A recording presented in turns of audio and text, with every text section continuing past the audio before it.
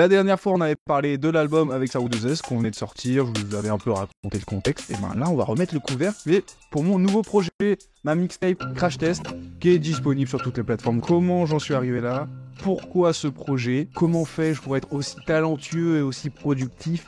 Tous mes secrets sont dévoilés dans cette vidéo. Enfin, tous non. On va surtout parler de comment la mixtape a été créée. Il y a une anecdote pour chaque son, hein, donc restez jusqu'au bout, ça va être rocambolesque. Il faut savoir que ce projet, en fait, il n'y a pas vraiment de direction artistique, c'est vraiment un fourre-tout de chansons que j'avais en stock depuis longtemps. Je crois que la plus ancienne, ça doit faire 3 ans qu'elle est terminée. Et en gros, c'est plein de chansons de projets à droite à gauche, notamment avec des artistes avec qui je bossais, et puis finalement ça s'est pas fait, c'est pas sorti sur leur projet.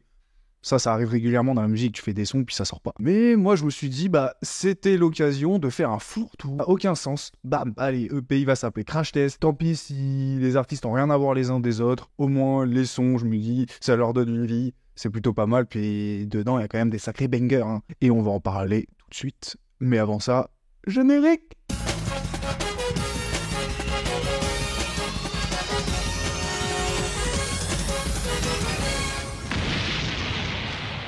Donc Crash Test qui est sorti le 18 juin, comme acte de résistance, hein, c'est pas l'appel du 18 juin, mais c'est la tape du 18 juin. Donc si vous voulez résister à la musique de merde, vous allez écouter Crash Test. Alors avant de parler des chansons, on va parler de la pochette.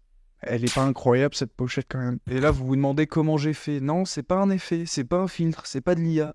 On s'est tout simplement fait chier à m'écraser la gueule contre une vitre. Je vous montre. Et maintenant, la tracklist. Donc on commence dans le vif du sujet avec Rap de Gangster.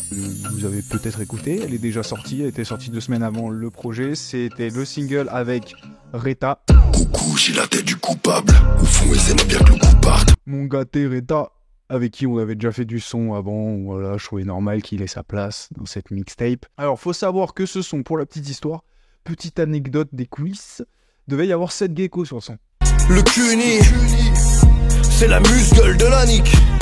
Elle préfère que tu leur masses la muqueuse de l'anus que le muscle de la nuque. Ah, ça aurait été incroyable, 7 geckos dans la tape de Nerod. Alors, ça aurait pas dû être dans ma tape, c'était censé être sur le projet de Reta. Et vu qu'ils sont très potes, tous les deux, voilà, ils ont déjà fait du son ensemble, et ben, devait y avoir 7 sur ce son-là.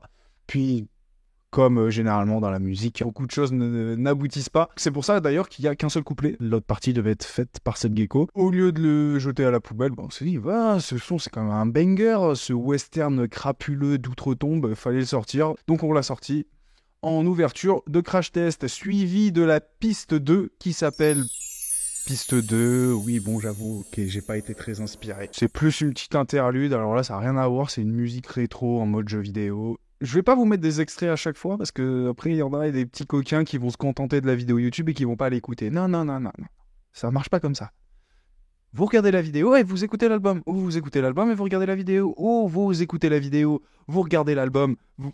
Bref, vous m'avez compris. Piste 2, donc c'est une musique en mode jeu vidéo rétro, parce que j'adore composer ce style de musique. Et peut-être qu'un jour je ferai un projet entièrement là-dessus. J'y pense depuis un petit moment. Après j'ai plein d'autres idées de projets en vrai, donc je sais pas... Si ça aboutira, quand est-ce que ça aboutira, mais voilà. Est-ce que c'est l'amorce d'un nouveau projet? Qui sait? J'en sais rien, on verra par la suite. En tout cas, la petite interlude pour après arriver à la piste 3, à savoir Freestyle Bicrave. Alors, ce son en featuring avec Google Traduction. Et oui, je me suis fait chier à prendre la voix de Google et de la mettre en rythme pour donner ce banger intersidéral, en toute modestie. Faut savoir que ce son a été fait il y a plus de 2 ans maintenant, donc ça perd un peu de sa saveur parce que maintenant il y a l'arrivée des IA, et c'est vrai qu'on peut se dire, j'ai pris une IA et j'ai mis la voix. Non, que nenni. Pourquoi faire simple quand on peut faire compliqué?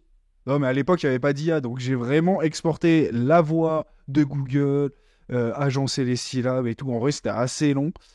C'est vrai que le son fait qu'1 minute, mais voilà, je suis content du résultat. J'ai pu dire des obscénités à la voix de Google Traduction, et ça, c'est un petit kiff.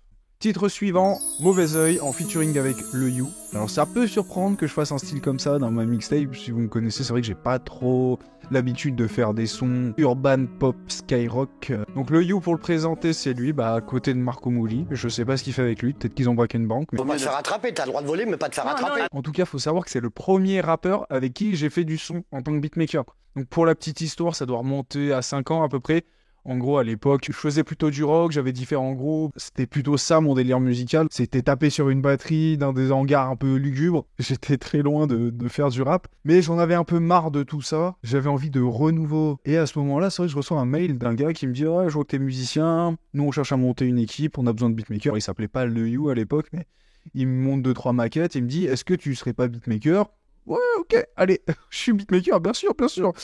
Alors que c'était absolument pas le cas. Mais j'étais motivé, moi ça me plaisait bien le beatmaking, j'en avais déjà entendu parler. Là pendant une semaine, je bouffe tuto sur tuto pour faire une prod aux petits oignons. Je lui envoie, il adore. Et là c'est parti pour 2 ans du coup, on travaille ensemble. Où je lui envoie des prods, il m'envoie ses voix. On a fait mais je sais pas combien de sons. Tout est noir dans mon univers, j'ai l'impression d'être habité. J'ai beau crier, personne m'écoute, l'impression que personne veut m'aider. Les sirènes chantaient, ça crie Mayday.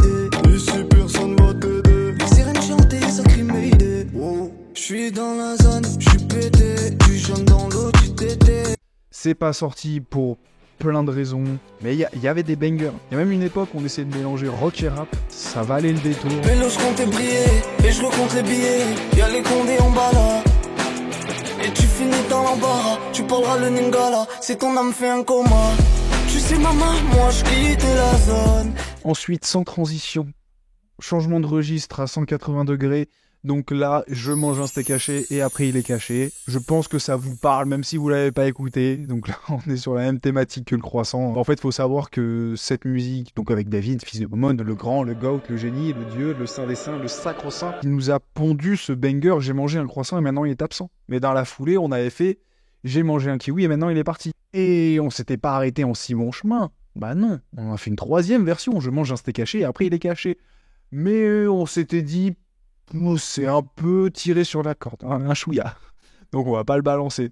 Mais ce son, oui, il est fait depuis longtemps. Et là, je sors une mixtape fourre-tout, bah c'est l'occasion de balancer après plus d'1 an de la sortie du croissant. Voilà, donc ça fera plaisir aux fans les plus fous de David, je le sais, je le sais.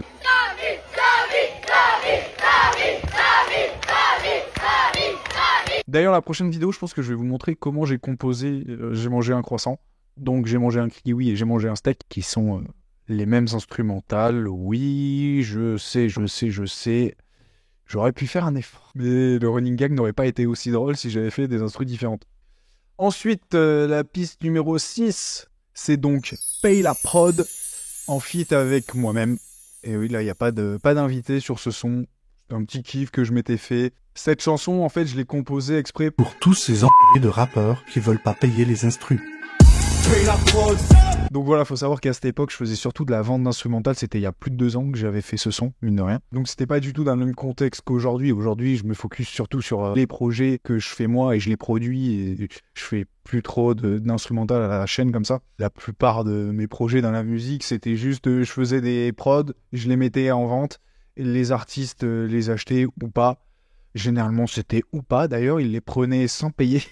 Mais à cette époque, voilà, c'est ce que je tentais. Tout beatmaker qui essaye de vendre ses prods sur Internet l'a déjà vécu. Oh, vas-y, frérot, lâche-moi la prod gratuite. Je te fais une story, t'as de la visibilité. Les mecs, ils ont 100 abonnés, ils pensent qu'ils vont péter le game et toi, tu vas monter avec eux. Donc voilà, des fois, tu retrouves tes instrus sur des vidéos YouTube des gars sur des projets de gars qui n'ont pas payé la prod, et ça tu le sais très bien, quand il y a le tag qui revient toutes les 30 secondes, c'est qu'ils n'ont pas payé la prod, sinon quand tu l'achètes, le tag est supprimé. Donc petit message à tous ces margoulins de rappeurs, et vous beatmakers qui me regardez, vous pouvez vous l'approprier la prochaine fois qu'on vous dira « Oh frérot, vas-y, lâche-la, je te fais de la pub, je te fais une story », vous lui envoyez le son en réponse.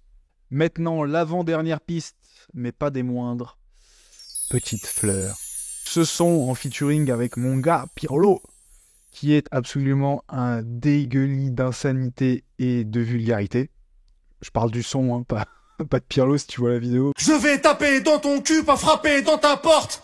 Je rends service, je peux aussi me vider dans ta pote. Je crois que j'ai jamais fait un son aussi violent, mais j'en voulais un. Je voulais cocher dans ma case des choses à faire. Son le plus violent du monde. Si vous êtes trop sensible, n'allez surtout pas écouter la mixtape et allez vous coucher, voilà. Allez écouter, je sais pas, le Christophe Maé. Mais cette musique tellement hardcore qu'elle m'a causé des soucis quand même, notamment avec mon distributeur qui, eux, l'ont pris au premier degré. Ouais, il y en a, je sais pas, je pense que le premier degré, c'est vraiment un fléau. Il faut savoir que ce distributeur, je bossais déjà avec eux depuis un moment. Ils avaient distribué Freestyle Manga, commencé à bosser avec David, donc il y avait quand même les stats étaient là. Mais une semaine avant qu'ils sortent, alors que le son est payé, il y a toute la com qui est faite, le clip aussi a été payé, c'est quand même un budget, et puis c'est du temps passé. Puis on l'aime ce son. C'est des gars qui bossent régulièrement avec Petit Biscuit, ils ont déjà bossé avec Stromae, donc c'est un bon distributeur, quoi, ils sont en place. Et une semaine avant qu'ils sortent, ils me disent « Ah non, le son finalement, il sortira pas, on l'a écouté, on a été choqués. Hein. Trop violent pour nous, on peut pas assumer ça, tu comprends Nérode, c'est trop dur. » À ce stade-là, je considère ça comme de la censure. Donc changement de distributeur avec toutes les contraintes que ça a derrière. Vraiment, la distribution, je pense que c'est le pire ennemi d'un artiste. À chaque fois qu'il y a un souci, 9 fois sur 10, c'est à cause de la distribution. D'ailleurs, le son a été mal distribué. En ce moment, c'est le foutoir absolu. Les distributeurs, ils font n'importe quoi, mais tous sans exception. Donc là, le son est rattaché à la chaîne YouTube d'un artiste colombien qui s'appelle Pirlo également.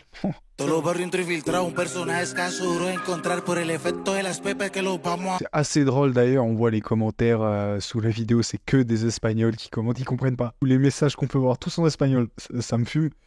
El mejor. Diablo Pirlo ahora habla francés. Pirlo parle désormais français. Pirlo el más versatile. Pirlo le plus polyvalent. Ça me termine. Donc là, Pirlo, le rappeur sur le son de Petite Fleur. T'inquiète pas, mon Goyo, c'est El Pirlo qui les tabasco. Aucun effort. What the fuck, Pirlo? C'est le grand Pirlo, mon copain. Tracasse même pas. Hein. Hop. Ouais, en ce moment, la distribution, c'est n'importe quoi. Vous pouvez aller voir sur le profil du Gaufret. Il y a David, par exemple. Pour une autre aberration.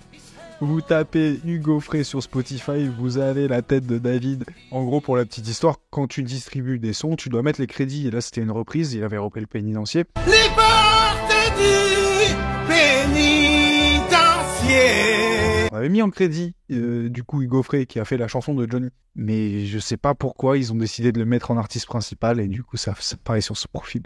Donc c'est que des trucs comme ça. Bon, après, ça se règle, hein. Mais voilà, je trouve ça cocasse. Ensuite vient la dernière track, Freestyle Gentil. Donc là, je voulais trancher radicalement avec ce tas auditif de vulgarité qu'est Petite Fleur. Donc Freestyle Gentil, ça c'est du velouté, ça c'est du miel, ça c'est un petit nuage. C'est mélodieux, c'est harmonieux, c'est doux, c'est beau, c'est plein de bons sentiments. Voilà, il n'y a rien de mieux pour finir un album. Ça vous explique qu'il faut prendre soin des animaux, prendre soin de la planète, être gentil avec sa maman. Prendre soin de sa maman, c'est notre bienveillance. On n'en a qu'une. Enfin, certains en ont deux, d'autres n'en ont pas. Que ce serait pas bien que ceux qui ont deux mamans donnent une maman à ceux qui n'en ont pas? Ça va trop loin là. Donc c'est fait avec mon gars Cezo, un rappeur mystérieux, mais très talentueux, qui... Pas du tout en fait. Ça, c'est ce que je vais dire sur les réseaux sociaux. En vrai, c'est une IA. Alors ce son, c'est un gros foutage de gueule. Juste avant de sortir l'album, je découvre Suno, incroyable application d'intelligence artificielle pour la musique. Et là, c'est le fracasse de crâne. Là, c'est la révélation. Là, je me dis, ça y est, le grand remplacement. Zemmour avait raison. Sauf que c'est les robots, là. Avant que ça se démocratise et que je devienne complètement inutile, je me dis, je vais glisser un son dans la tape. Je vais faire comme si de rien n'était. Je vais le vendre comme si c'était un vrai son fait par un vrai rappeur. Il n'y a que vous qui regardez la vidéo, qui maintenant connaissez la fourberie. C'est pour ça d'ailleurs que le son il sonne moins bien, il n'est pas mixé, je l'ai vraiment pris tel quel et je l'ai mis dans la tape. Hein. On verra ce que disent les gens, si c'est cramé, si ça l'est pas. Si c'est pas cramé, ça fait peur. Hein. Surtout que là c'est les prémices. Imaginez dans 2 ans ce que ça va donner, ce sera encore plus crédible. Et voilà, la vidéo est finie. Si vous voulez voir les prochaines, vous vous abonnez, notamment le tuto de J'ai mangé un croissant qui arrive bientôt. Je mets le lien de ma mixtape en description. Et en attendant, je vous dis à la prochaine vidéo. La gentillesse, c'est ma quête, ma promesse.